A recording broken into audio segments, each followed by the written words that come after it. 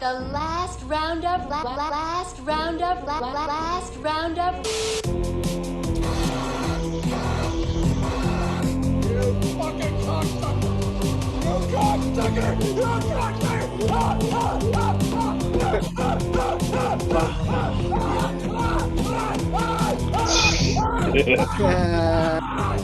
Nice. Peel that pig and slice him thick. Yeah, here we are. Last Roundup Horror Show. I am Frank. With me, as always, is Jason Miller. What's up, guys? Then we got John Walmsley. Bing, bing, bing. And I just want to say, It's a real special occasion. we got a new host. We got Rob Avery here. How you doing, Rob? What's up, man? And we are talking horror films. Rob made a film himself, didn't you? Oh yeah, Slashers Gone Wild, Bloodbath, and Scream for Christmas. There you go. Check them out. I believe it's on Amazon, right? Can you watch it? Scream for Christmas is on Amazon Prime, and Slashers Gone Wild, Bloodbath is on Tubi. There you go. Check them out. Cool. But today we're going to talk about 4 feature films. I'd like to start out with 2019's Color Out of Space. So this is a film.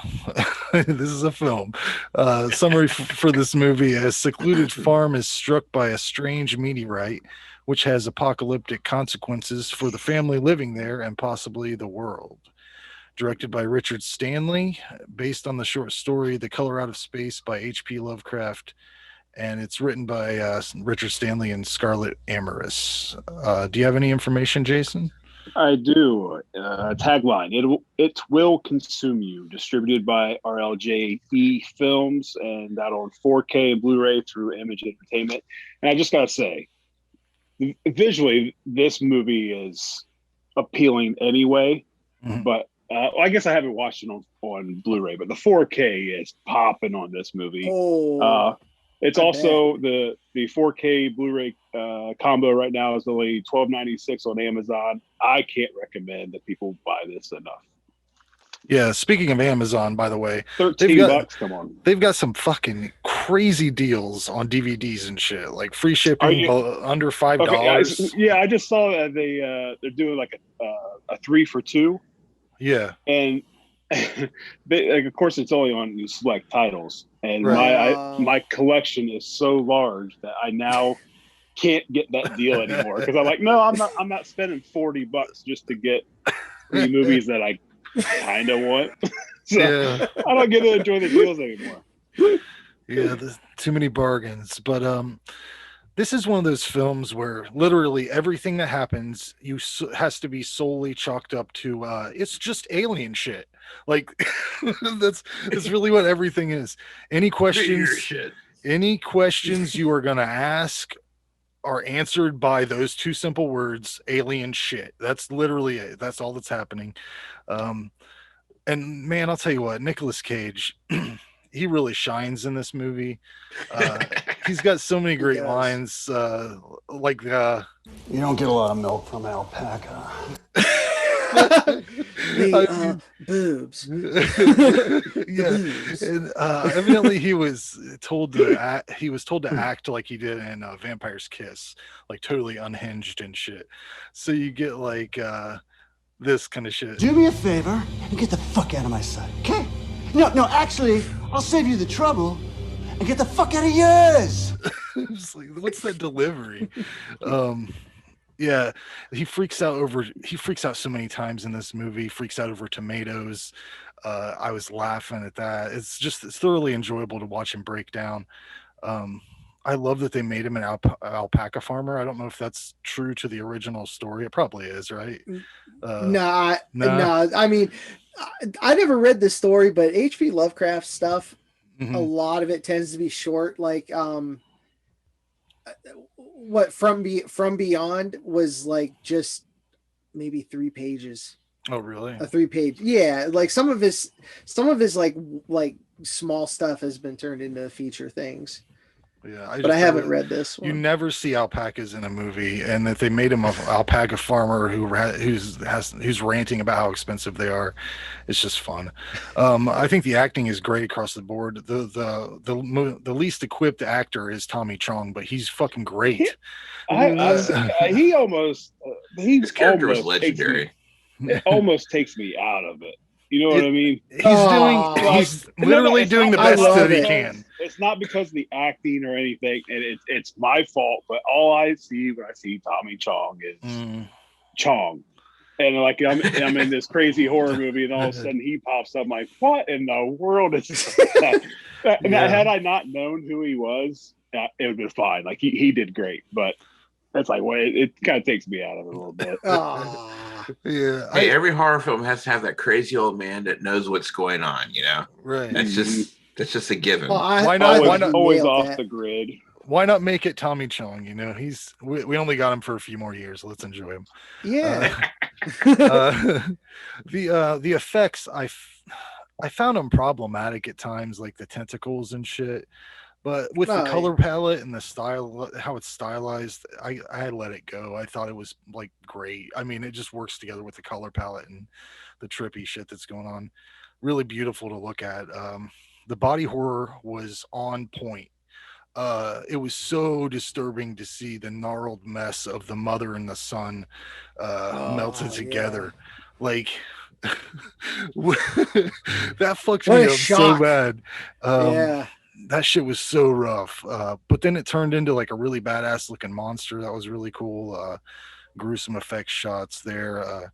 As far as the actual storyline, I don't really know what is happening through most of this movie, aside from a whole bunch of really cool looking alien shit.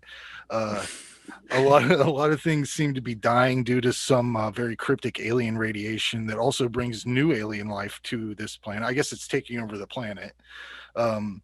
Changing the landscape and the family. Spoiler alert, the ending is just an orgy of color and confusion, resulting in an explosion of some sort that seems to eradicate everything within like a 3 to 4 mile radius, except for this one dude. What the fuck? How did he get out of that? He just crawls out of it like it was nothing, but everything's dead for miles. I mean, that was a beefy basement, and he was underneath the blast. So, I mean... Radiation doesn't go up and down. Listen, if Indiana Jones can survive a nuclear blast inside a fridge, this guy can survive in a big-ass basement. That house was huge. This dude could get in the corner or some shit. Yeah. And you don't know what it was. I mean, it just looked like ash, right? Yeah, I mean, but everything was destroyed. But and I'll let it go because this is a really enjoyable movie. Like, there's not you could complain about, no matter what you complain about, it's still enjoyable. You could bitch about the whole fucking thing and still enjoy it because it looks good to just look at. You can put it on and just do your dishes and just enjoy the visuals. But it's a 9 out of 10 for me. What do you guys think? How about that wonderful teenage girl in the movie? You know, when she got her wonderful Darwin Award by, let's go and look in the well. Oh no, the dog! Oh, let's go get the dog! Oh no! Yeah. So, have you guys seen Dust Devil or Hardware? Yeah. Yes. Yes. Yeah, so yes and yes. I didn't realize until I was watching the special features on the disc that it's been like 20 years since he's done a movie, and they just basically call him up out of the blue, and he's like, "Yeah, I'll do it." I really enjoyed both of those movies, so if you haven't seen them, I recommend doing that. I feel like I almost given the same review as I did for Mandy with Nicolas Cage giving a great performance. The pinks and the purples, and so same people that whatever their slogan is, like pink put horror, some pink in it, purple horror, something like that. And so I'm recording my notes and listening back to it. I'm like, of course, it's late at night. I'm medicated, and one of the clips says pink bug. Purple Bug. Oh yeah, Digital Bug. digital So bugs, we've had so buddy. many digital bears, digital Yeah, deer. But that bug was badass. This is a good mix of CG and practical effects. Mhm. The body horror was great. That there's puppets, there's animatronics. Nicolas Cage is a psycho. He's perfect in this. The acting, I agree, all around was well done. Looks good, sounds good. I guess if I have one gripe, is it's a little long. Like again, this is my fault, Yeah. but I'm to the point where like, come on, I've influenced 90 you. minutes. 90 minutes. Yeah, I think you have. You rubbed off on me a bit. Another one It's even bites the worse. dust. It's even worse in another movie that we'll be talking about later. But I like this movie. It's an 8 out of 10 for me. Look, a slurpy booty. I don't know. I got sounds, man. I like to play them. John, what do you say? All right, so I was immediately excited for this when I saw the visual of it without any context. It was on like Bloody Disgusting or something. It had Nick Cage standing by his car in that funky tree that almost looked like a living worm. You know what I mean? It was a prominent shot in the film. I was immediately excited. The color palette, the way they used it, it was nuts. It was a little bit like, it gave me From Beyond vibes because of the coloration, even though it was supposed to be a color they didn't know what it was. You know what I mean? If they were to shoot that in black and white, I guess that could sell it like Futurama did. Right. if you've watched Futurama, all the acting, I agree with you guys 100%. I love the acting in this. I thought Tommy Chong was so awesome in this because he was like, especially at the very end when he spoiler alert, when he starts caving in, Yeah. and his tape is playing and stuff, and it's slowing down because of the energy and stuff. That was creepy as shit. His voice already low enough, slowed down, stretched. Oh. It got the first time it got under my skin. That was a really good scene. I'm an H.P. Lovecraft fan, but I haven't read this story. At least I don't remember if I did or not. Nicolas Cage crushed it. I knew he would. He crushed it in Mandy. That was a weird ass movie, but that's that dude's style. That Panopoulos, is that his name? Right? Panos Cosmatos. Cosmatos? Oh, sorry. Yeah. Sorry about that. All right. Yeah. What do I got here? The special effects were cool. If my only gripe with the visuals was the close up of the bug, the face, but outside of that, that thing was seamless in the scenes, flying around in the big open areas and stuff. Above the well and all that, and that you almost see what that was at the bottom of the well, before it got all whatever pit of horror it became, but you saw that blobby butthole. Yeah, something. You can see it, but you can see something moving.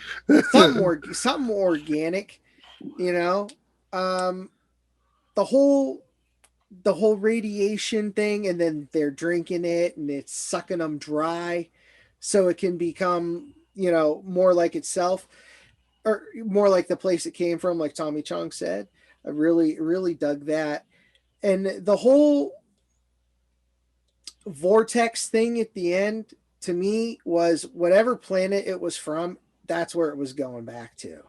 Because that was like a wormhole style thing. You could see it ending out in like a glowing portal on the other side if you watch it.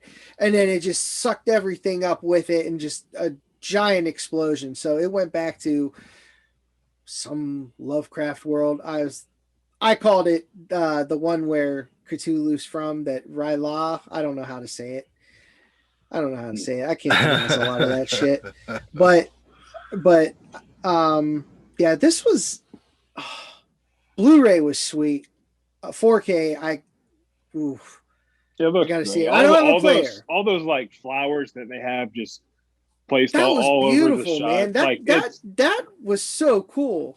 very, And I loved how subtle visually it was. stunning. It really was. Like, yeah, this was almost a 10. I gave it a 9. There's just too much. I could talk about it for a long time. I'm not going to take up the whole show talking about Color Out of Space. Right. Rob, what are your thoughts? Basically, it kind of reminded me of a mixture of that story from Creepshow where the green stuff was growing on people. Oh, yeah. Kind of like a mixture of that and The Thing. And it's basically, the alien comes from another dimension, comes to planet Earth, is like, I'm hungry for a snack. And that's basically what's going on. It's just having a good time, on a little vacation, coming and getting some nice human food and eating everybody up and transforming them and mutating them. And then when it got finished, it said, all right, I'll see you guys later. I'll come back and maybe next year, So it's like... Right on. What out of 10? What do you give this? I give it pretty much an 8. I mean, I think it could have used a lot more blood and gore in it, but that's just my own personal taste. And I think the pacing was not as quick as I normally like movies like that. Now, Nicolas Cage was brilliant in it, and some of the characters were cool, but I found a teenage girl kind of annoying. It's just like just kind of got on my nerves a bit. The decisions that she made, but you always have to have that character in a horror film that makes the dumb decisions and screws everything up. Well, I mean, yeah, you're introduced to her. She's doing a spell or something. It almost called it starts down. like the beginning of the Labyrinth. Oh yeah, where that teenage girl is reciting a play. Mm-hmm. Like it almost starts like it looks like it's in like another world, like the way she's dressed. Like it looks like it's another time period, and then here comes the water dude strolling up, and then it kind of brings you back real quick. But well, yeah, because who the fuck has a horse? But anyways, that's an approved movie, so yeah, you guys, if you guys are waiting, stop waiting, watch it. It was on Shudder forever. It might still be on there. I think it is actually. Yeah, check it out. Yeah, that's where I watched it. It was a Shudder exclusive. That's what it was at first, because that's what it said on the Blu-ray, the sticker and stuff I got. Yeah. So, shit. Where's my notes? Oh, up next, 1980s Fade to Black. Oh yeah. You got a shy, lonely film buff embarks on a killing spree against those who browbeat and betray him, all the while stalking his idol, a Marilyn Monroe lookalike. Written and directed by Vernon Zimmerman, who wrote 1989's Teen Witch, if you're familiar with that movie. And Jason, do you have any information? Tagline: Meet Eric Benford, the ultimate movie buff. If you know someone like him, run. And that's kind of funny because he reminds me of a lot of us. I mean, he's into a bit more than horror, but definitely his room looks a lot like my dining room, like movie memorabilia everywhere, stereo equipment, TVs. right behind you. But distributed by American Cinema Releasing and out on Blu-ray through Vinegar Syndrome, which I picked this one up this year, 2021. Looks great. Recommend it. A couple cast highlights here. You got Dennis Christopher, who plays the lead character Eric Benford. He is also in the 1990 It miniseries. He plays Eddie Spaghetti. So keep a lookout for him. Then you got Tim Thomerson as Dr. Jerry Moriarty. My favorite character in this movie. He's Dollman. Yep. And he's in Trancers. He plays Jack Death. He's like the main dude in Trancers. Big full moon guy. Mickey Rourke is in this movie as Richie. You'll, of course, know him from The Wrestler, Sin City, Spun, all those fun movies. this was way before he turned into a weird Hollywood witch. uh, but this movie really like takes you right back to 1980 from the beginning production card. You're in a completely different time period. And no matter what happens in this movie, I'm on board with Tim Thomerson. Like from the moment they open a scene on him playing harmonica between bumps of cocaine. What a dude! And he's there to help the kids. Yeah. But besides bagpipes, that's got to be the worst instrument there is. I cannot stand harmonica. It's I rough love when the bagpipes. someone pulls them out.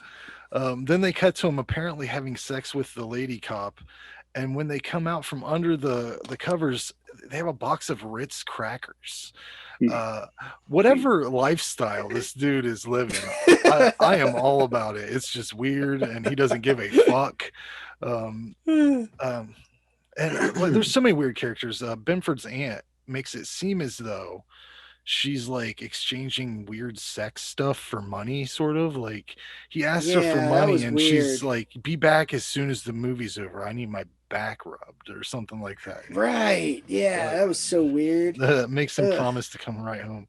Ugh. Ugh. Well, because he also says the usual interest rate. It's like, gross. I laughed out loud when he has an interaction with a hooker, and he offers her $10, and he says, Hey, back in the 80s, that was a lot of money. Yeah, It that's was. 1980. That's got to be like $40.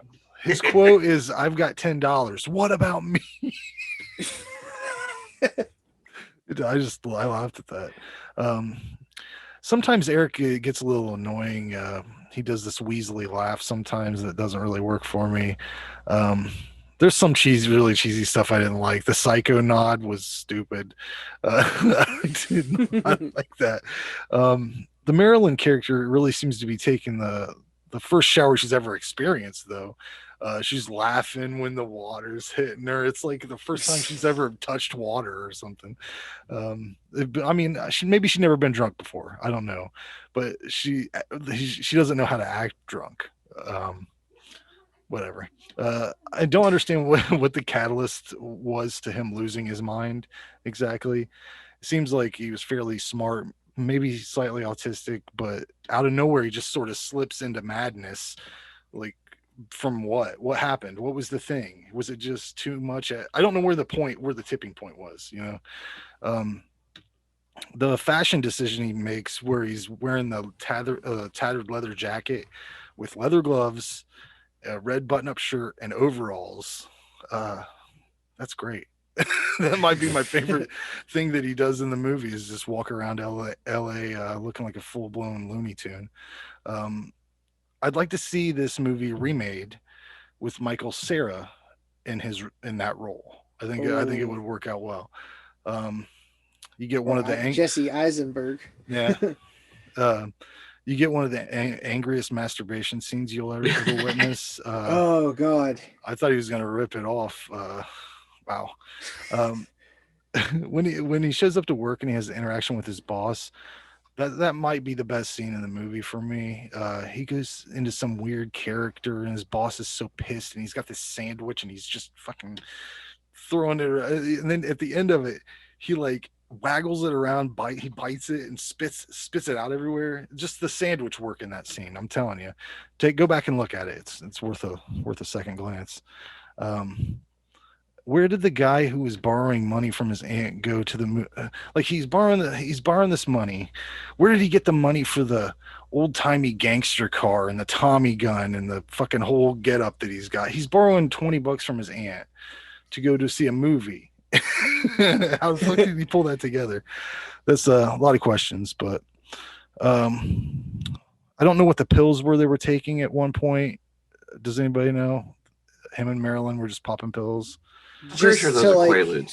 Oh yeah. Just to like OD on something, I think is what he was trying to get to happen. Right. This one was pretty weird. I enjoyed it, but I don't know if I'd go back and rewatch it a bunch or anything. Original concept would be great for a reboot. 6 out of 10. Jason? Well, I don't know if I can't even picture what you're talking about. He was dressed up in. Like I can picture Oh, maybe I can find it. every other time. I mean, you don't need to Well, you go just through all that. you just go But- ahead and Okay, I'll just go ahead. Yeah, so not much gore, not many on-screen kills. I do like that he dresses up each time for a different kill. Him dressed up when he was Hopalong Cassidy, like that was. They could have done the whole movie like that. Like that was freaky looking. That was terrifying the way he looked. But if you're going to have nudity, you're going to have him playing with himself in bed.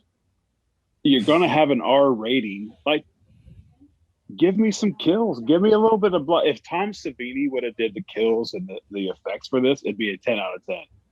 But it's kind of weird. This is kind of a movie that I waited to purchase. Like I found some like bootleg stuff, but finally when Vincent announced that they were going to release this, I was really excited. I like the movie. I give it a 7 out of 10. see what he's wearing there. Can you see that photo? Oh yeah.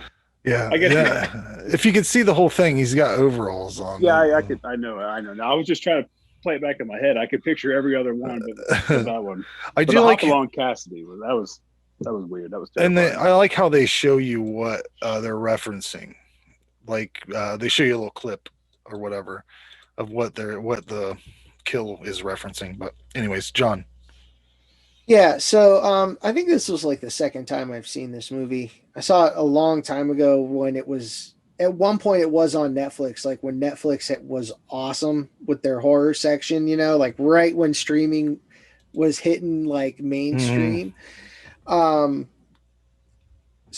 I caught this because I was like, oh, there's all these movies I've heard about, watch them while I can. It was weird back then. It was kind of cooler now. The Tim Thomerson was funny. But the whole aunt dynamic, aunt mom Norman Bates dynamic, like it was so freaking weird, man. Like and that dude, he plays pathetic so well. He was like cringy pathetic. Well, that's why he's good. That's why he's good in it too, because he's like, it's kind of the same character almost. He's kind of a mess. Yeah, he's under his mom's thumb in that one too. The mother son dynamic. That it kind of like, I guess now that you said that kind of reminded me of Dead Alive, the mother and son. Yeah. Oh yeah.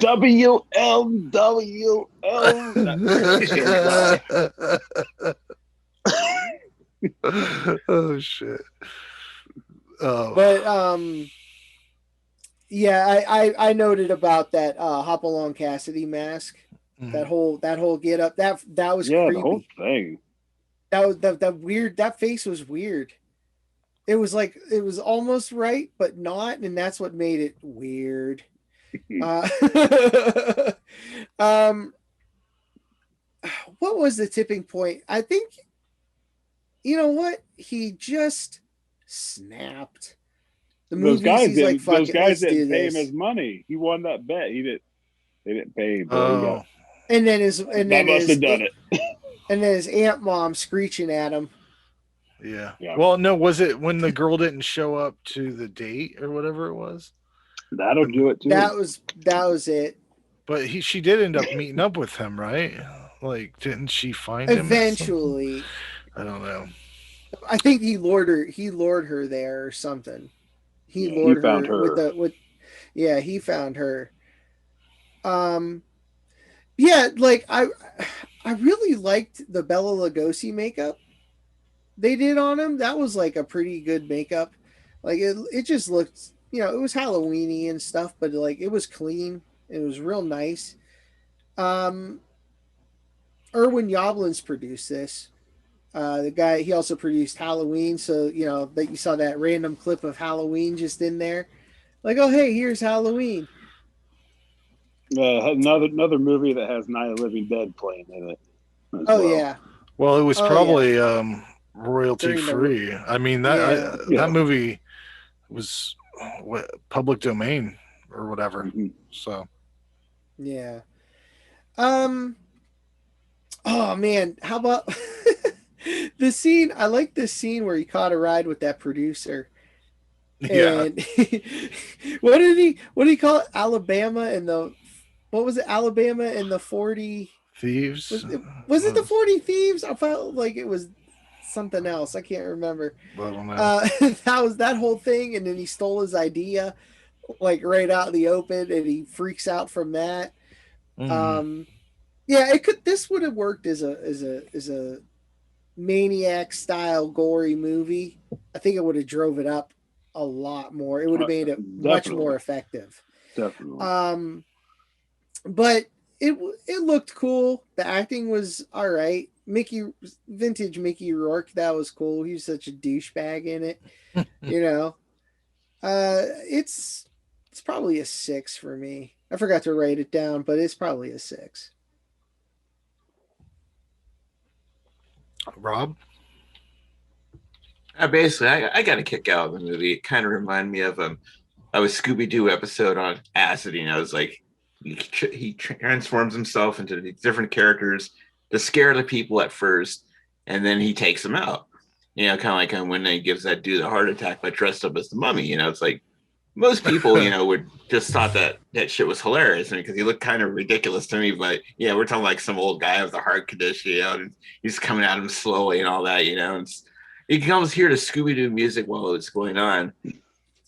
I do think that the kills should have been a lot more gory, you know, but you know, it's, you know, back in the 80s, you know, and not a lot of films were as gory as they should have been, you know, back in the day. This was 1980, right? So yeah. So this was kind of before, you know, we started getting, you know, the blood and gore from the slasher craze. Oh, yeah. Right. Yeah. But what do you give it out of 10? I think on scale of 1 to 10, I'd probably give it like a 6.5.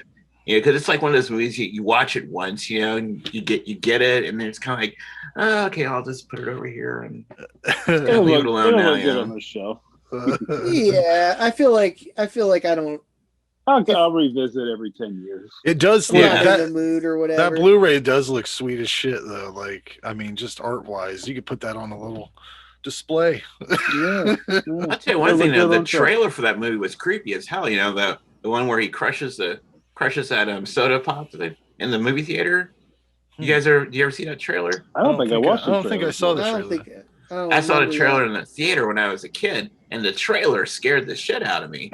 And it was just like, he's just sitting there in the movie theater, and then at the end of the trailer, he's holding this soda, and he crushes the soda real quick, and it was a really creepy vibe. You can probably find the trailer on YouTube somewhere. Yeah. Oh, okay.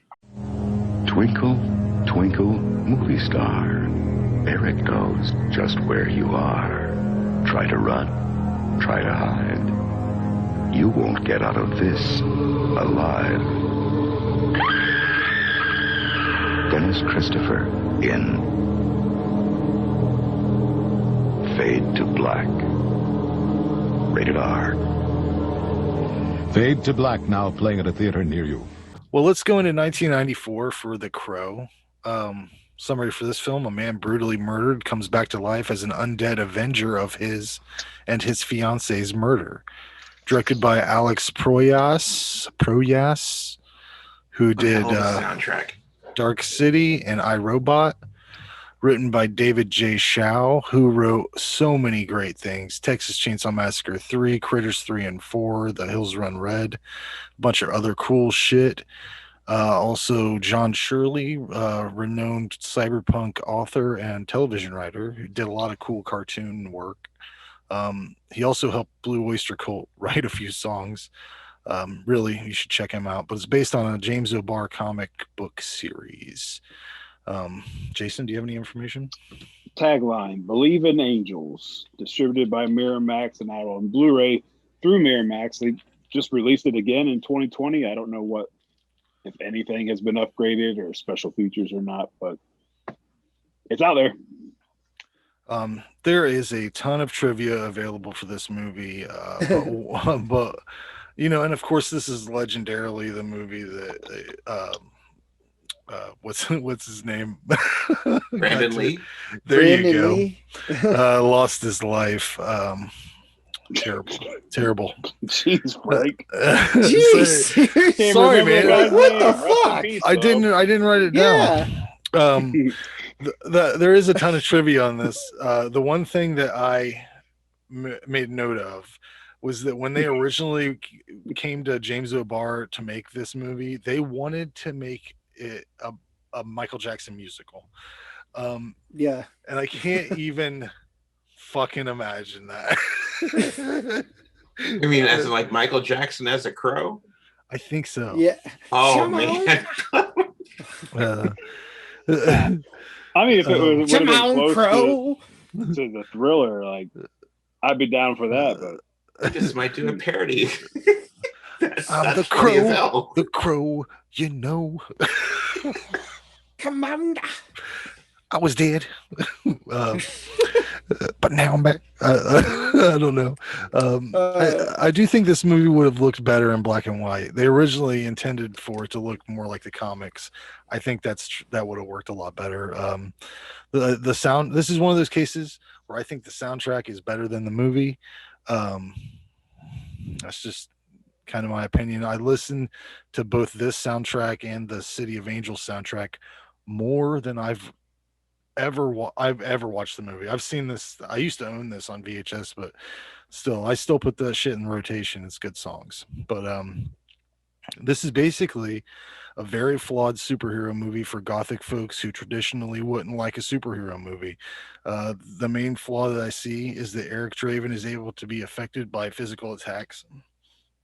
He's a fucking ghost, right? Or is he a zombie? Ghost zombie? He shouldn't be stunned by anything that hits him. He should just barrel through, but whatever. Well, he wasn't, right? Until the dude hits him with a pipe and he's like, oh, but he can jump off a fucking building, swan dive into a fucking dumpster and be like, ha. He knocked the wind out of him. What wind? He's gonna make a noise. Trolling him, Motherfucker, don't breathe. What wind's knocked out of him, John? He's alive for right now. He's not like a zombie. He's like a revenant. Yeah. Whatever it is. Ernie Hudson is the best part of this movie. I'll say it right there. It's my favorite role of his outside of Ghostbusters. And another thing, ravens are not crows. They're not the same thing. So when he comes in with this, suddenly I heard a tapping, as of someone gently rapping at my chamber door. It's not a crow. It's not. It's a raven. They're not the same fucking thing. I don't know. He's just doing it to be creepy. Yeah, I understand. But if we let him go this far, later on down the road, he's going to be making Blackbird limericks. He's going to be really just going off base. He's the crow. He needs to stay on theme. Never mow. I think that Tony Todd should be the main bad guy in this movie. That would have been cool. He looks like a bad motherfucker. He looks like he's in charge. He carries himself like he's a leader. He's dressed like a kingpin. The main guy looks like a vampire pirate. But Tony Todd's got his shit together. I do like the main antagonist. He does large amounts of cocaine off of a golden platter. That he carries around a katana. He's somehow built a business centered around arson. I don't understand his business model, but I'd like to see some graphs and shit. I need a PowerPoint presentation of how this crime syndicate works, because he's like, we need to start some Zoom meeting. We need to start some fires. It's like, we need to make some money. How? By doing what? Pillaging, I guess. It was very inventive when Eric. I'm not gonna call him the Crow. I don't. You can't expect me to do that. When he makes the morphine come out of Sarah's mom's veins, very cool. Very cool. And I do want to say rest in peace to Brandon Lee, but I'll be honest. I think that if we would have just, that should never fall. That should never. I just want to say that once he passed away, instead of, I don't know how they did it. I don't know when he died in the making of this, because they did seamless work to make the movie. You can't tell that he was missing at any point, but they could have put Sting in there, and I think it would have worked out just as well. Because I don't know if you remember those WCW days. Same quality acting. That's all I'm gonna say. In fact, you could probably put the Undertaker in there, and it'd be just as good a movie. You know what I'm saying? Not at all. That's my hot take. I'm waiting for the rating on this one.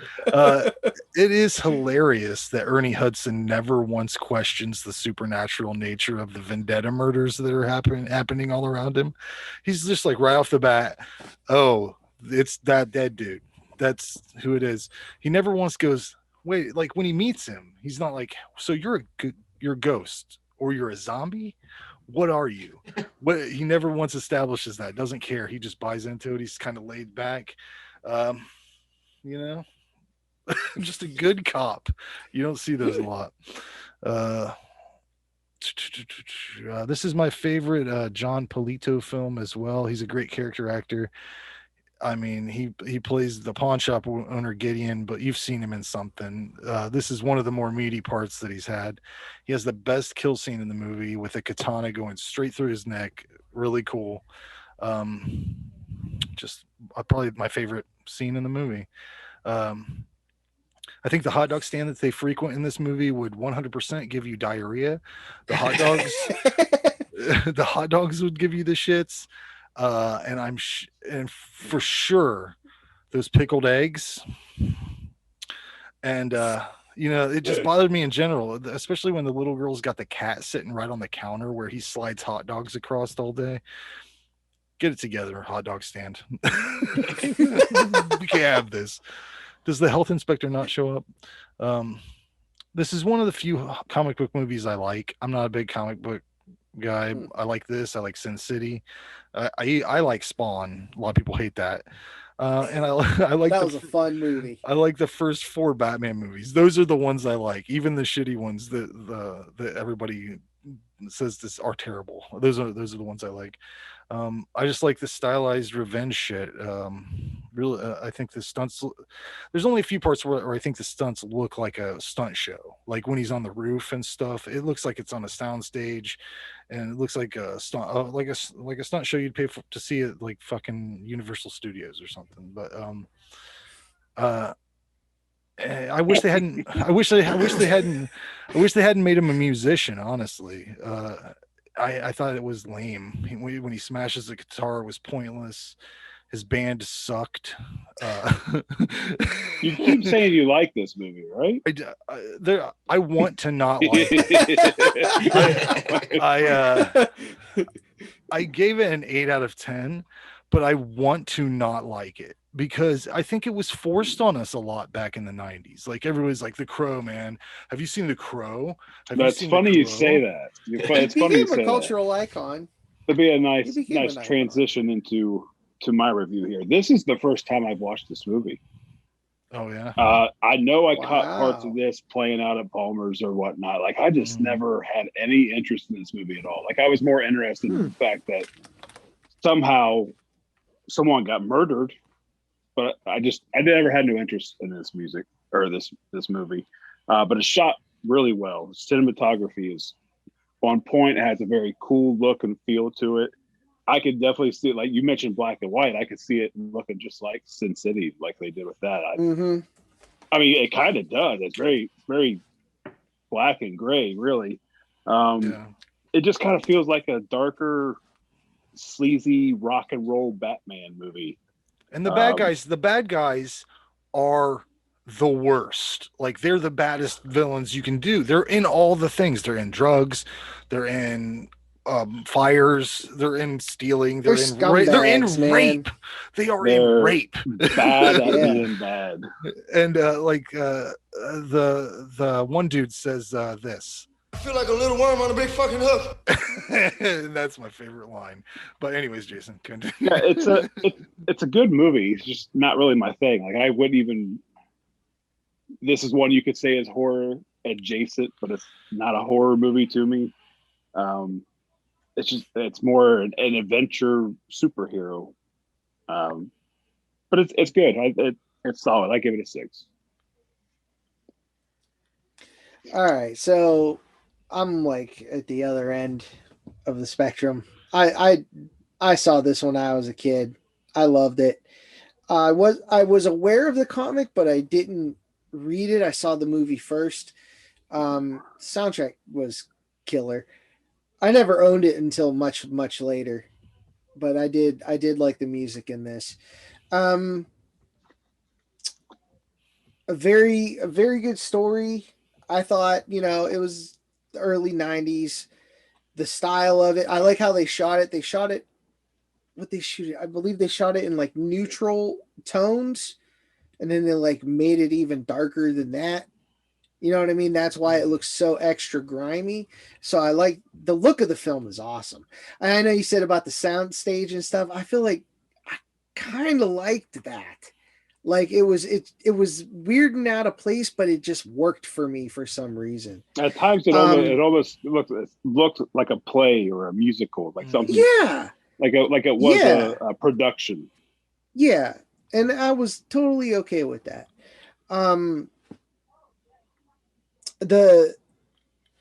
Did you guys watch this on streaming, or do you own it, or? No, I paid for this. I rented this on Amazon. All right. So like I bought a dusty copy sitting in the back.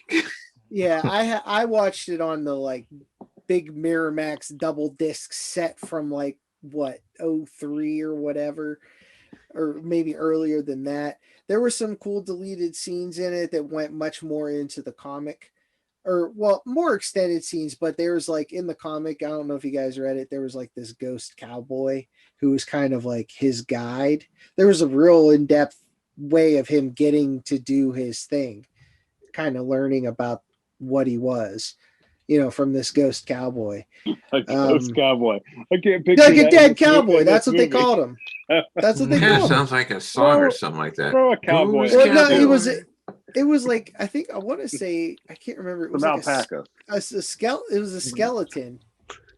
Well, that would work even fucking better for a like, musical. You could have the cowboy and the crow. There we go. You could just go right. You can go back and forth. It'd be great. Michael Jackson. Yeah, I'm definitely going to do a parody now. Who would his sidekick be? It'd be Michael Jackson and Rick James. What would it have been? So the point, watching the special features on that set, the point where he died sequentially, but they don't shoot it sequentially. The dude that played Fun Boy, it was his gun that went off. And it was during one of the flashbacks of the break-in before they died. He came in with the groceries and he just shoots them, Right. They describe it. It's like the wadding or dummy bullet or whatever it was went through the bag and like right into him. You know what I mean? Like they saw it happen. It was crazy. But I liked Brandon Lee in this. This was like out of his movies, this is really the only one I like. I didn't think he was a great actor, but he crushed it in this movie. I thought The Crow is nuts in the comic. He's a fucking psycho lunatic. He shoots up. He does his drugs. Fucking goes crazy. Carves himself up. Like he's a loon, man. Like he's hardcore. So I mean, they could only do so much in this movie, in the early 90s. But yeah, this was a favorite from when I was a kid. Oh man, forgot the dude that played T-Bird, David Patrick Kelly. He was the bad guy in Dreamscape, and the cling cling warriors. Yep. That dude, man, he was born to play a bad guy. I will watch anything he plays a bad guy in. He's awesome. Like he was really good. All the bad guys were sweet. The bad guys, like they were the grimy as best. fuck. Like they were really good. And you did. There was nothing important about the comic that had to follow those characters specifically. You know what I'm saying? It's not. They were just like insert bad, like the baddest bad guy here. You know, so I just a lot of it doesn't hold up. I'm not gonna lie. The visuals are like, you know, the ones that are, you know, it's early 90s CG. What can you do? The pans You know? over the city are the main problems, I think. Like when they're it's like a screensaver or something. Yeah. But I give this a 9. I give this a 9 out of 10. It's kind of like a piece of childhood. You know what I mean? Yeah. It was a cool. I went as a fat crow for the Halloween. Not all. I didn't have the skin tight shit. I just had like an overcoat. You know, I was basically Sting, but not Sting wasn't Sting yet. You know, the crow Sting. I mean, you know. I would have loved to see that. I don't think that exists. I don't think there's rain all the time. Rob, what are your thoughts? I really dug the movie. A lot of really good action sequences, and it was also very emotional. It's like in every scene, you know, the direction got you to feel for the characters, and of course the villains were top notch. I say only movie I could think of that would have villains comparable would be RoboCop. You know, they were equally as heinous as the RoboCop villains, and it was I think it kind of brought a lot of impact to the movie, the fact that Brandon Lee actually, you know, passed away in the film, you know, because, you know, it's like when the movie ends, you know, it's kind of like, I mean, you can't go back to the thing like, well, at least he didn't really die for real, you know. It kind of adds a little more tragedy to the movie, you know, and it's also one of the first films to actually to use CGI to replace an actor. At least that's the first time I ever heard of it happening, because there was a couple of scenes. I think it was a scene where he was like jumping from one building to another or something like that. Mm-hmm. But it was an actual CGI effect. Yeah. Yeah, it was. It looked good for the time because, you know, early CGI. You can. I mean, I didn't pick up on anything. No, I was looking for it. Yeah, no, I mean, I wasn't looking for it. They shot, like I didn't know they did it in CG. They must have got most of it. They must have got most of it in the bag, though. I think. Like a double. I was looking for a double to pick out who wasn't Brandon Lee in. I think all the principal stuff was shot. Yeah. But anytime you don't see his face clearly, it's more or less a double. Like in the scene with him and Sarah, she, you know, getting ready to leave and he's like, Sarah, I do care. You know, you never see his face. That was a double. So, you know, like it's one of those things. And I just remember, have you ever seen what was Bruce Lee's last movie? Game of Death. You ever seen that? Did you see what they did with Bruce Lee movie? I've seen a couple, maybe but not that maybe one. Enter the Dragon. That's Bruce Lee, right? Yeah. Enter the Dragon. So, I think I've seen that. So he died during the filming of that, right? They took cutouts of his face, like static cutouts, and pasted them over the actor doing the scene. Wow. It was nuts. It was so weird. Like from like action sequences, there wasn't much they could do, but like close-ups and stuff. It was like not the whole movie, obviously. It wasn't a cutout. I haven't watched the movie since I know they had to horrible. They had a look-alike, but for like certain shots, they did a cutout of his face. Nice to fill it in, but it was so like Jaws 3D noticeable. You know what I'm saying? Like, yeah, I'm really gonna have to rewatch that movie now. Yeah. Oh, wow. It was crazy. You give it a rating, Rob? Yeah, I'd give that movie a solid 9. It was solid entertainment for me from beginning to end. All right. You're balling up his shit. Phantasm Ravager from 2016. Oh yeah. We've reviewed this before. Boy. Garbage, apparently. John threw it back on the table. The last time we rated this, John was not with us. Rob was not with us. It was me, Jason, and Jared. I gave it a 6 out of 10. Jason gave it a 4 out of 10, and Jared gave it a 7 out of 10. Jason did say it was garbage. He said it several times that it was garbage. Listen, it got better for me, but I'm not gonna sit here and say that it is a great movie. But I'll get into that later. Yeah. Let's go. Summary for this film: the final installment of the long-running Phantasm series. Is it the final installment? I think they're still going to make another one. I like how they could. We'll talk about that when we get to it. I mean, you kind of got a couple new characters introduced. I would love it if they did, but that could pick up. They would have to do something weird, like make Mike the new tall man, and that would be rad. You know, because you don't have Angus anymore. I don't know what they thought were what they didn't have a plan. Knowing Coscarelli, there's more than one. Is there more than one tall man? Like, are there several? There's a million of them. Of these. I guess they could digitally just throw him in there. They've already got not if it looks like this. No, not digital. But there are more tall men, right? Oh yeah, he's infinite. You could just plug and play. I mean, you got to get someone cool, but I mean, it don't have to be Angus. You know what I mean? Like, give us another. You mean like give Dr. us another Who tall style. man. You know who would be good as a tall man?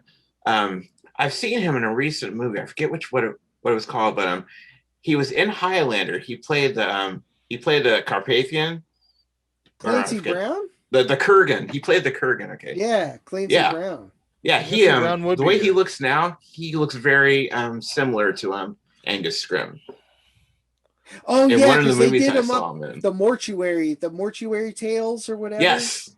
Yes. Oh yeah, that dude. That was rad. How about this that though? Was my initial thought as soon as I saw that guy on that the mortuary tales or stories, whatever. What about? Yeah, I can't remember. Collection. I forget. Take it classy, John Malkovich, right? Huh? John Malkovich could do it. I don't know. You know what? Honestly, just because he's a great actor and he's fucking super tall, Tom Noonan. That's who I think should play him. He's the guy, you know, Frankenstein from Frankenstein's monster from Monster Squad. Yep. And Mindhunter. He's got a stocking over half his face in one of the more famous scenes. I think it was Mindhunter. Manhunter. Whatever. Mindhunter. What the fuck am I talking about? That's what was fucking me up. I'm like, I don't know, man. It's a badass flick. Anyway, it's a Hannibal Lecter movie. There's 18 years between this movie and Oblivion. Now that we've been given this tour through the Phantasm universe with John, I really appreciate that they got this last piece in the story while Angus was still alive, and they even brought back Rocky at the end. We'll talk about that when we get to it. Well, hold on. We got a tagline here. Oh shit! The final game now begins. Distributed by Wellgo Entertainment and on Blu-ray through them as well. Yeah, it's great to see. Which is over like $20. Let me say, it's too much. Like, much. Like, I'm gonna have to pick this up just to complete it. But $20, like $20. Come on, guys. Come on. For $20, you can get the box set that has them all in it. That's what I did. I've been looking. I've been hunting down the Blu-ray. Like, I can't find any for cheap. I can find some of the DVD collections for cheap, but like, I missed out on all the. I don't know why I ever did. Like, it took me forever to get the Anchor Bay DVD. Like, that was out of print forever. Then there's like 3 or 4 different box sets out there, and I really don't know what the difference is. But I was just trying to find any of them, and they're all like stupid money that I can't pay for it. So. Yeah, I got the first one. I pre-ordered the very first one where it's a drawing of him of the tall man sitting in his lair and from 3, from Phantasm 3. I saw someone list that for like over $300 or something. I think. Yeah, It can get stupid. Yeah, I was like, the one with the spear in it is ridiculous. Like that's the one I kind of wanted, but that's ridiculous money. See, I kind of wanted that one too, but I already had the Blu-ray and I got the European set from the Anchor Bay that is the ball, the DVD from the what 2010s or whatever, I don't know. One of those things. I was able to go to Best Buy, pay $20 for a DVD player all I had to do was enter in a code and it was region free. You know what I mean? So it was like, all right, cool. Whatever year that was, I was able to do that. This is a movie I think when we first watched it, I had only seen the first movie, and it was years that before that I'd seen it or whatever. It'd been years since I saw 2, 3, and 4. So I I watched one several times. So going from 1 pretty much to Ravager is it's rough. It's a rough alarming. Like wow, it misses just about everything that's in the first one. So you do need my last rating of 4 out of 10. That's where that's coming from, and that's still pretty good. I think 4 is not bad. This is for people that have watched all of them. I think. I don't think that you have to watch. This is for the fans. This is for the fans. Yeah, that's why I think that with the summary on IMDb, they weren't even trying to bring new people under the tent at that point. They're like, you guys know what this is, and they give you what you it's wanted. Reggie hunting for Mike. Reggie trying to get laid, which is crazy ridiculous that he's still trying to pull that shit. It almost happened too. I love how on the road. I love how he gets, everything. There's so many things I love about it. I love that he gets the Cuda back. He's driving around. He's got his pony knob going out. Still have a problem with that fucking katana that he never uses. God damn it! If you show me a katana, use the katana. I saw it even more this time too. He packs 150 pounds worth of equipment or worth of weapons into that bag. Yeah, he just keeps loading it up. And like, if you really had to carry that, about 20 minutes in, your shoulder's gonna fall. This off. man is 70. This man is 70 something years old. What's he doing?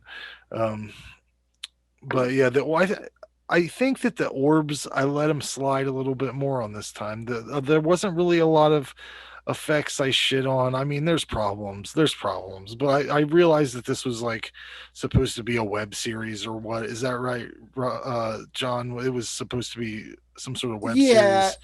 Yeah, like some of the stuff was already shot and it was going to be a web series called Reggie Tales. Like, the Veggie Tales, but Reggie Tales. It's terrible. I know, going through just like going on like quick adventures. And that's kind of how they shot it too. They should still do that. I think the first 10 minutes is actually a really cool piece of business. Reggie gets the car back. The dude who stole the car ends up nearly naked with a sentinel jammed in the back of his skull, spraying blood everywhere. And then Reggie has a driving gun battle with a sentinel, resulting in him running over the car thief's corpse. It's a real great way to start things off. I thought Mike was doing some of his best acting in this movie. Am I wrong? He wasn't annoying. I'll tell you that. I thought he was. No, he was really good, especially when he had to get emotional. Yeah, he did great. I bought it. Yeah, he crushed it. I mean, he's the character. Yeah, that's him. He grew up in this shit. he like really brought home those nursing home scenes, which reminded me a lot of Bubba Hotep. I don't know. It was the same exact feeling I got from that. As I was looking through the IMDb, I was like, checking everybody out. And the actress who plays Dawn is a lady named Dawn Cody. And she had some weird trivia, so I wanted to share it. She's the 5 times removed first cousin of Buffalo Bill William Cody. And she was in a relationship with Dan Harmon from 2003 to 2005. she's this is the thing I really wanted to mention. She's known for, her most known credits are something called Laser Fart and a small role in Pleasantville. Phantasm Ravager isn't even on her top credits. And she was in something called Fagny and Gacy. I just wanted to say that. I wanted you guys to check it out. You can check it out on YouTube. It's actually it's actually pretty funny. You guys looking for a date? Actually, we're looking for some information. Ooh, let's start with names. I'm Jackie. I'm Jessica. And I'm Candy. And that's my real name, too. It's not like some fake hooker name. It's true. Show me your ID. Yeah, show 'em. How about I show you my ID? Shit. All right, ladies, settle down. All right, settle down. We're looking for a pervert. We thought maybe you ladies could help us out. Oh, I know this guy who reads to me from the Bible in a diaper. Actually, we're looking for this guy. Oh, I've seen him. I've seen him at that Mexican restaurant down on Broadway. Have we eaten there? I don't think so. On Broadway? Mexican? No, I don't think so. On Broadway. Across the street from the antique store. What? Antique store? Antiques? Did you say antique store? On Broadway? What time do they close? Do you know? Why would she know? Why are we asking her? She doesn't know. We'll find it. But oh my god, the things you find on comes IMDb. the hate mail. Man. No, it's the proper tone for it. It's not what you think it's going to be. It's yeah. I found it very weird that Reggie decides he's going to write Dawn a song, and then it takes sitting here at midnight and he writes this song about putting his arms around her. Know it. Yeah, but like he just meets her and he's singing about putting his arms around her and shit. He could have just I mean, it worked. She came back down. He was asleep. But he was nailed it. He nailed it. Almost. She met an unfortunate fate. Mm-hmm. I thought it was cool that they brought Kathy Lester back as the Lady in Lavender, even though she's had quite a bit of cosmetic surgery and doesn't really look the same at all. She looked completely different. The Giant Sentinel is really cool visual. I really didn't have too many problems with most of this stuff. I let it go. Maybe it was because we've watched so much terrible shit since the last time we watched this that I was just letting it go.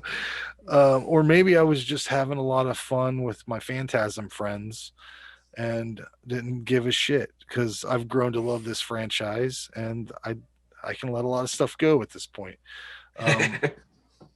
Yeah, but if you watch this right out of the box without seeing anything else, I can't even imagine. God. The character Chunk is great, played by Stephen Jutras.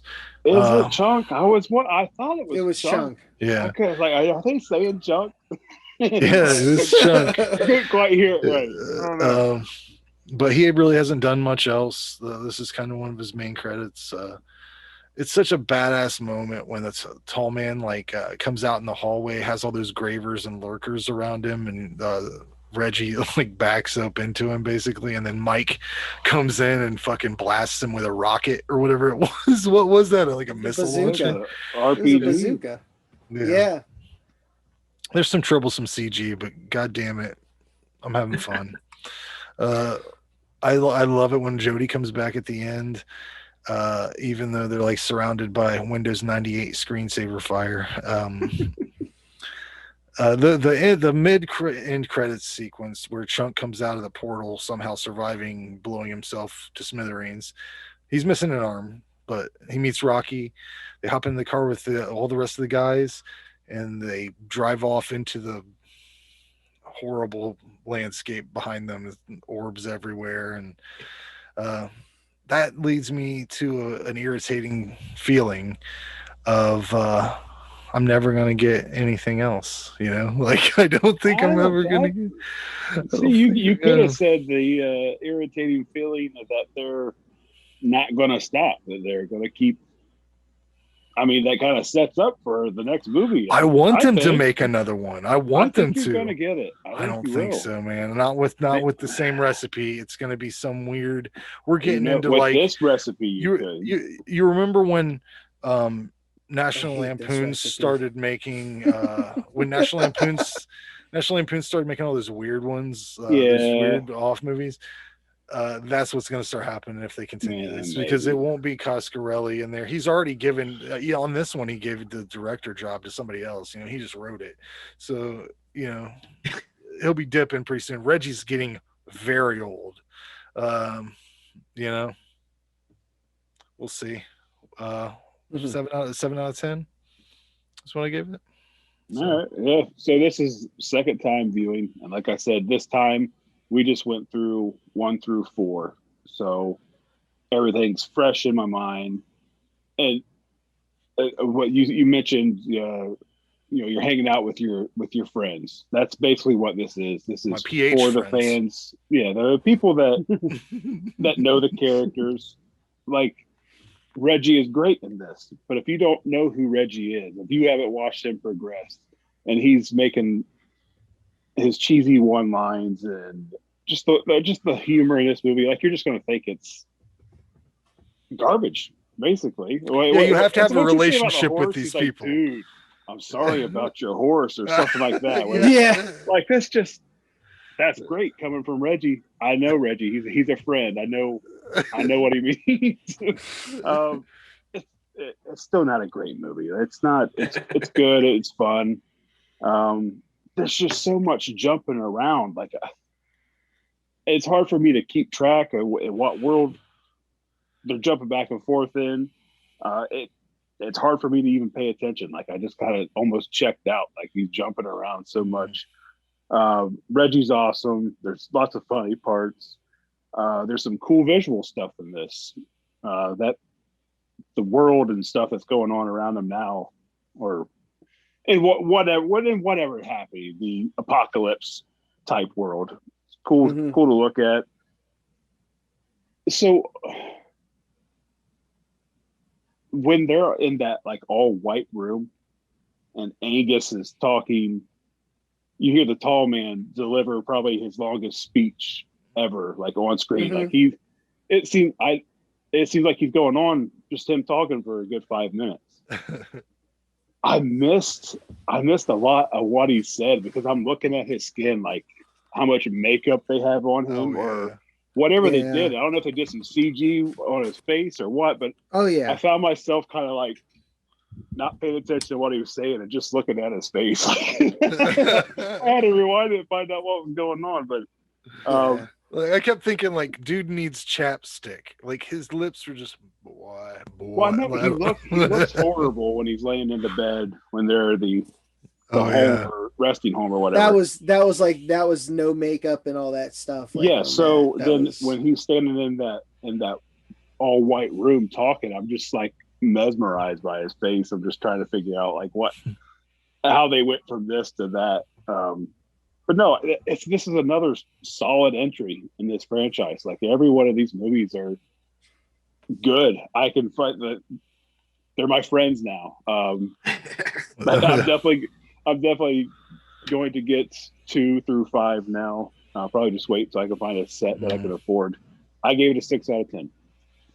So 2 points higher on the second viewing. There you go. John? Yeah. All right. He's going to shit all over our friends. No, I mean, he loves them. They're his friends. Dude, they're fucking PH family, man. That's what they are. But like this one, I understand all of the circumstances surrounding this movie, but I feel like it could have been done better. It could have looked better. All that unnecessary CG, like that fucking when they're going down the street, when they do the fast zoom from Reggie to Reggie, but they go through the Apocalypse Street or Red Planet Street, and there you see Don Coscarelli and Dan Hartman firing their machine guns. They look like fucking Doom characters, like Doom 2. It does look like it was just out of place. Like and Dan Hartman apparently is an animation director, so I think he directed like Transformers and stuff. I was like, that's cool. This ain't a fucking cartoon, man. You can totally this is tell fucking Phantasm. that you can totally tell that most of his credits are cartoons and a few Rob Zombie music videos. Like you can just tell it's right there in front of you. And that's fine. That's fine. Stay in your lane, dude. Like, sorry, but this was not that enjoyable. Like, I did like it this time around. Pissed.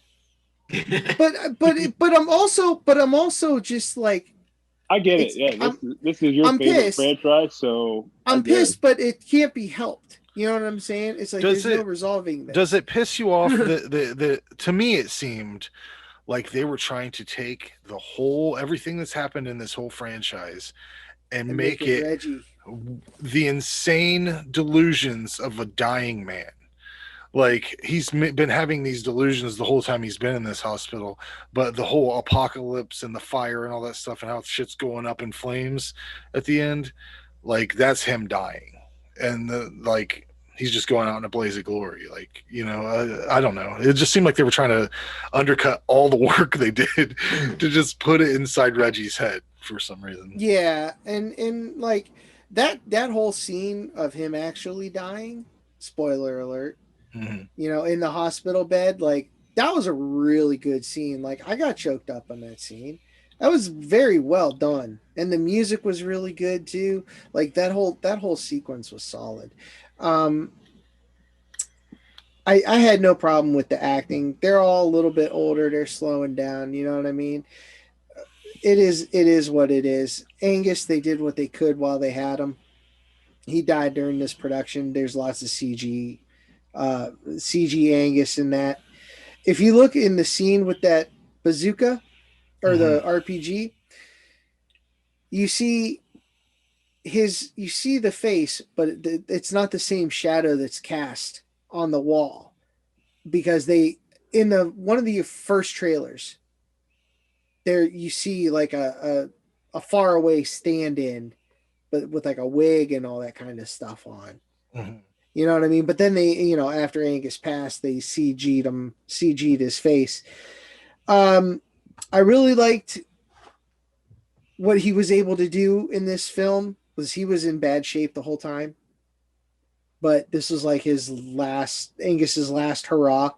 So, and he went out pretty good. He was the tall man till the end, which was, you can't ask for much more. Like, he's up there with the Mummy and Dracula and stuff for me. John, don't get choked up. Don't cry. You're gonna make me cry. And then Maggie laughed. She's such a trooper. But he was in rough shape, and I swear to God, we got the longest screen time, the longest dialogue from the tall man. Yeah, of all these movies. He delivered some really good monologues, like especially you're just sacks of meat and water. Yeah. And what they really did was they blended some ideas from Roger Avery's Phantasm script and Stephen Romano's Phantasm script and kind of blended them together, like with the whole hospital aspect, except it was in Stephen Romano's script, I believe it was Mike in the hospital, like in 2, but something like he was back in it again or something like that. I can't remember 100%. I've read Roger Avery's. I have a copy of it. It's really cool. That's where there's a big scene with the bunch of tall men, but it was a little more than that. It was like, that was a quick pan, you know what I'm saying? But you kind of see them all gang up on somebody, and that was, well, in your head, it wasn't made. In your mind's eye, it was a really well written. But I mean, the effects killed it for me. And I understand. There was literally like no budget for this. There was like probably less than there was for Oblivion. I couldn't find one listed, but I mean, so they're not going to get way to CGI, but I just felt like they could have just had a dude sit on the roof and like with a fucking thing for some close-ups, you know, like with a fishing pole and the damn sphere, put a green screen behind it, fucking do, you know, shoot out the window, you know, like something funny like that, you know, like at least it's real. But they did what they could. Gigi Bannister did like probably all the sphere effects, at least the practical ones. His wife, you know, like she is a producer, she's a effects artist, like she does a lot of shit. She's done a lot of shit. I think they met on the set of one of these ones. I can't remember, but I didn't think they looked that bad. Really? Yeah, like they just look so out of place. Some of the ones in the earlier movies, I mean, they look janky, like they look clumsy. These definitely look like Sci-Fi Channel. Yeah. I know. It was just like so much lower quality. I let it go though. I was having fun. Whatever, fuck it. Yeah. I still understand though. Like it's this weird duality with me where it's like I understand, but I fucking fanboy out and hate it. But I get it. I'm not gonna go toxic. Fuck Phantasm. You know that. I'm not. Come on. Like fucking no. That's stupid. This doesn't kill the series. It's just like the least sequel of the series. You know, and man, fucking the way I feel like they abused Rocky, as far as they brought her back for fucking 1 minute. Why wasn't she with them the whole? I think they brought everyone time back that they could that was still alive. I mean, I know. Why wasn't she? Still? Why was she in a post credits shit? Why wasn't she? At least from the middle of the movie, whenever they all unveil their hoods and shit, she could have been right there. Right, she could have taken it. She could have taken them out. Maybe she was busy. She could have taken out some dwarves. She could fit Phantasm in the schedule. I know. You make room for Phantasm. You do. You come and do it for free. I loved the CUDA, what they call it, the battle wagon. I call it the battle CUDA, but that thing looked really cool. That was a real cool design.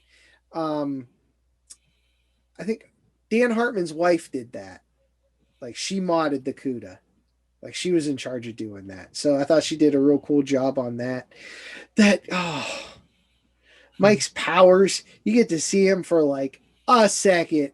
His eyes go over like so bad. So bad.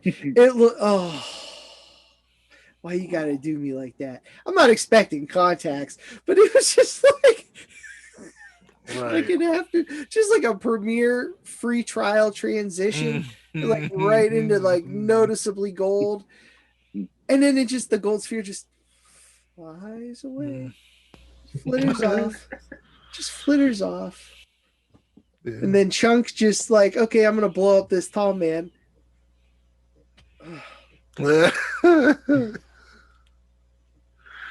But I mean, John. They did what they listen. They squeezed out. I'm waiting to hear this fanboy score. They squeezed out another Phantasm before Angus died. They did what they could.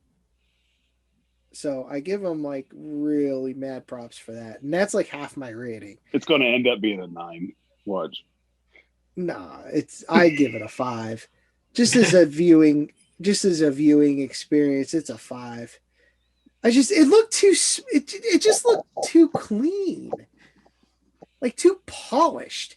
I feel like, you know what? In Final Cut, throw that grain filter on there, like 0.1. Just give me something like barely noticeable, but you know something's there. Like just give me like a 0.1 notch. You know, just give me a bam. Hit that blur effect a little bit. Blur it a little bit. I mean, oh God, poor Angus. Poor Angus, the lighting around him, they look like they slapped a trowel of Vaseline on the lens. Like when Homer Simpson was getting them boudoir photos, his photographer was like, "Light is not your friend," and she slapped a whole jar of Vaseline on the lens. But yeah, it's a 5. I'm glad it exists.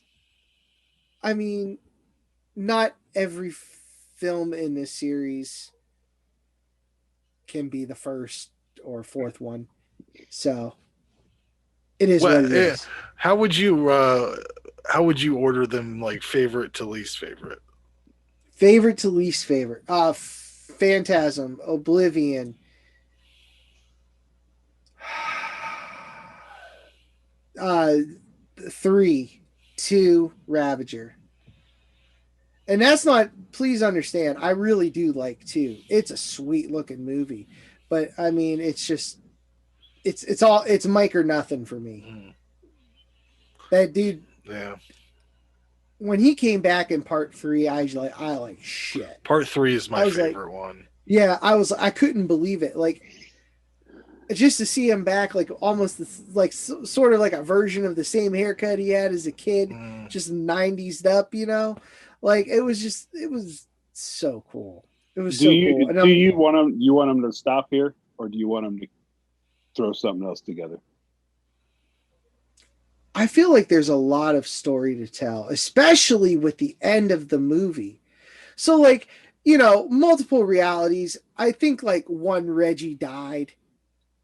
You know what I mean? Because like I feel like when I first saw it, I was like, after I watched it a couple times, and I really had to like get my fucking head around it. After waiting how many 18 years, 2 years shy, 2 years shy of 2 decades, I had to like really wrap my fucking head around what I just saw, because I've been trying to wrap my head around for those 18 years to like really, and I finally, not that long before Ravager came out, came to terms in my head with like, okay, this is what happened at the end of 4, but now there's Ravager, so let's see how they go with it. And it was just like, yeah, here's a cartoon. Basically. Rob, what's your rating and review? I would give it a solid 8. I really dug the movie simply because, you know, it was the final one, and I'm always the person that roots for the villain. And so I see the movie kind of a bit differently. Like, for instance, the hospital scenes. I believe that the tall man was inside of Reggie's head, and this was the tall man trying to break Reggie for good and to get him to give up hope. And of course, and then when Reggie finally dies, instead of being dead, basically what it was going to was, that was him getting away from the tall man's mind control and coming back to the wonderful reality, which is the tall man has won. He has destroyed the entire world, and there's zero hope for the heroes. This is the one movie franchise where the heroes lose completely, utterly. There's no way they can beat the tall man. They're all going to die, and this is their last hurrah, driving off to whatever sunset before the giant sentinel spears, which there's probably millions of them. And they've got this tiny little car with weapons. Good luck, guys. This thing can take out a building, and you're in this tiny little car. You know, just one beam, I mean, and you're gone. They were organized like loosely, at least. I mean, there were jets fighting them and shit. You know what I mean? They kind of had like their own like Terminator resistance going on. And and if they got to make more, I wouldn't mind seeing like that. Right. Tales from the Battlefield. You know, if you're gonna go forward, yeah. I would love to see another one though. I mean, I get a kick out of this series. I really don't know where they'd go with it. I feel like the only logical way to go would be like a reboot, animated akin series. to how 2 was, or that would. An animated series. I'm down with a reboot. I want a new tall man. Give me they almost have tall man that you can get another 20 years out of. I mean, like going. they, you know how they set up the beginning of 2 with Liz, where her and Mike were like psychically linked to the tall man somehow, You know what I Right. mean? So it's like it could all like, and there's infinite dimensions.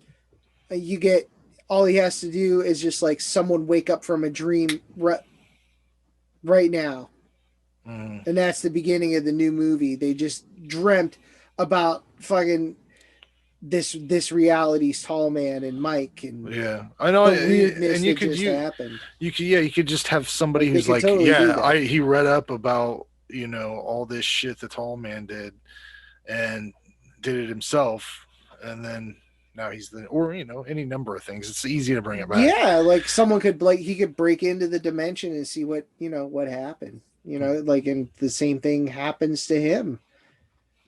But what's funny in the Roger Avery script, I can't remember if we got into this on the Oblivion podcast or not, but he gives a definite, like, here is the Tall Man. This is what he is. Yeah. And he's basically this head with like tentacles.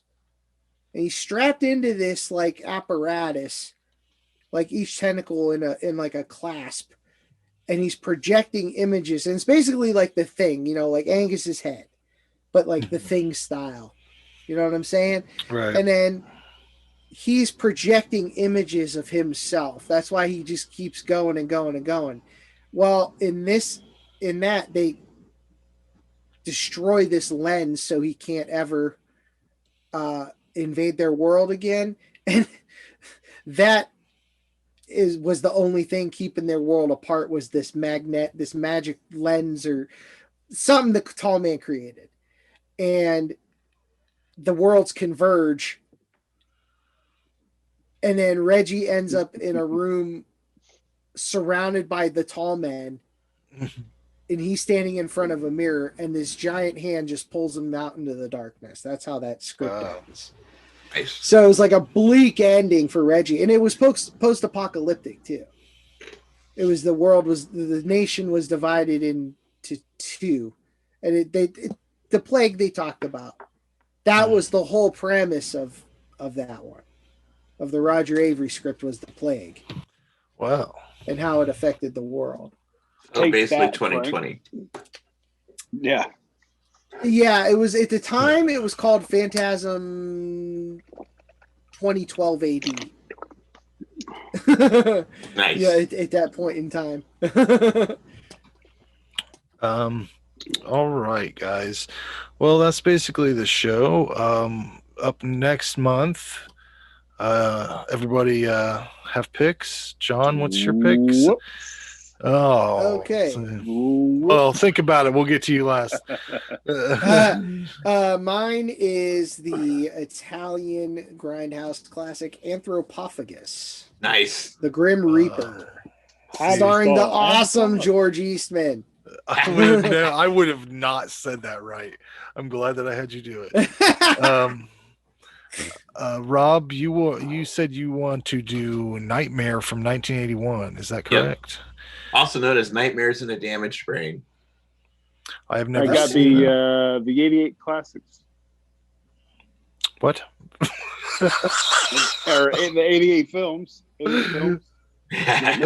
Oh, okay. Blu-ray. Come on now, stay with me. What the fuck you talking? I am doing Classics. I'm picking Dollman versus Demonic Toys. I'm gonna skip the first movies from both of those franchises and just get right to the one where they meet up. So, Jason, have you thought of one? I don't have. I mean, I gotta have something that we can all stream. I can't think of anything right now. It's disappointing. You've let down the crew. I'll have it. I'll have it to you by the time you post this. You could just put up a picture. Just put it up. I'm rich as shit. Okay. Well, I guess that's our show, guys. So here, wait, Jason, put your hand up in front of your mouth, and then he'll just you can just dub it over. My pick is Cheers, everyone. Yeah. I like the Falcons. I stopped the theme because I thought you were going to give us a pick. Oh, fuck. Where is it? God damn it. Post-production. Post-production it up.